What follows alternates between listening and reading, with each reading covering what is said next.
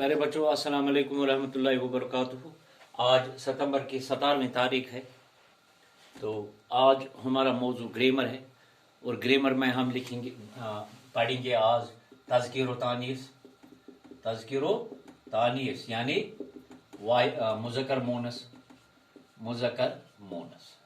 ठीक है, देखो बेटा, सबसे पहले हमें मशक करने से पहले बाप माँ, ये तो मुज़क्कर मोनस है, इसी को मशक कहते हैं। अगर हम लड़का लड़की ये लिखेंगे, लेकिन पहले हम देखेंगे कि ये जो तज़किर तानीस है, मुज़क्कर मोनस है, इसमें हुरूफ तहजी है, ये क्या है और किस तरह कौन सा हुरूफ क्या है।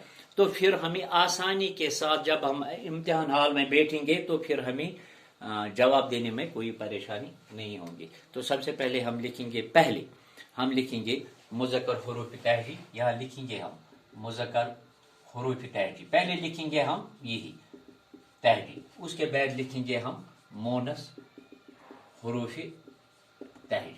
ठीक है, फिर हम आगे बढ़ेंगे। देखो, ये जो मुरक्कब हुरूफ क्या कहते हैं उसे, मुज़क्कर हुरूफ तहजी है, ये अलिफ चीम सीन शीन स्वाद ज़्वाद ऐन गैन लिखेंगे हम। अलिफ चीम सीन शीन स्वाद द्वाद, ठीक है। और है इसके अलावा है ऐन गैन फे कीफ गाफ लिखेंगे हम। ऐन गैन फे कीफ गाफ। इसके अलावा हमें है लाम मीम और नून है। लाम मीम नून है, ये मुज़क्कर हुरूफ तहजी है। चूंकि आपको पता है हुरूफ तहजी अलिफ से बोड़िए तक है, इसलिए मैंने इसको अलग अलग निकाला ताकि आपको कल जवाब देने में आसानी हो जाएंगे। इसी तरह अगर हम देखेंगे जो मोनस हुरूफ तहजी है, वो है बे पे ते टे से लिखेंगे हम। बे पे ते टे से। और क्या है, और है जीम हाय खाय, जीम हाय खाय, दाल डाल जाल, ठीक है। इसके अलावा है रे जे से, रे जे से। और क्या है, इसके अलावा है हमें वाव छोटिए बड़िए, वाव छोटिए और बड़िए, ये हमें हुरूफ तहजी है मुज़क्कर और मोनस। अब हम लिखेंगे सबसे पहले ये जो नार और मादा है, नार और मादा। पहले हम ये जो नार और मादा के लिए मुकर्रर जुदा जुदा अल्फाज है, यानी जुदा जुदा अल्फाज, इनके लिए अलग अलग अल्फाज। फॉर एग्जाम्पल मैं आपको बताऊंगा, अगर हम लिखेंगे पौधा, ठीक है, या पहले हम लिखेंगे ये जो इसके लिए जुदा जुदा अल्फाज है, पहले हम ये लिखेंगे है बाप लिखेंगे, खालू लिखेंगे, बेर लिखेंगे। नार के लिए बाप खालू बेल, ठीक है। तो अगर हम इसको फिर मादा लिखेंगे, बाप, इसको माँ आएगा, इसको खालू, इसको खाली आएगा, सुना है ना। उसी तरह हमें या खाला आएगा, ये जरूरी नहीं है। बेल, इसको गाय लिखेंगे हम। मैं आपको समझाने की कोशिश कर रहा हूं। उसके बाद देखो, अब हम ये देखना है ये जो मुज़क्कर और मोनस, ये जो मुज़क्कर इस्म के आखिर में क्या आता है। मुज़क्कर इस्म के आखिर में क्या आता है, ये अलिफ। अगर हम अलिफ और हे ये मुज़क्कर हुरूफ के आखिर में आता है। हम किस तरह, देखिए, हम लिखेंगे पोता, ठीक है। और क्या आएगा कि हमें हे लिखना है, अलिफ और हे। बेटा शहजादा, अंधा, बेटा शहजादा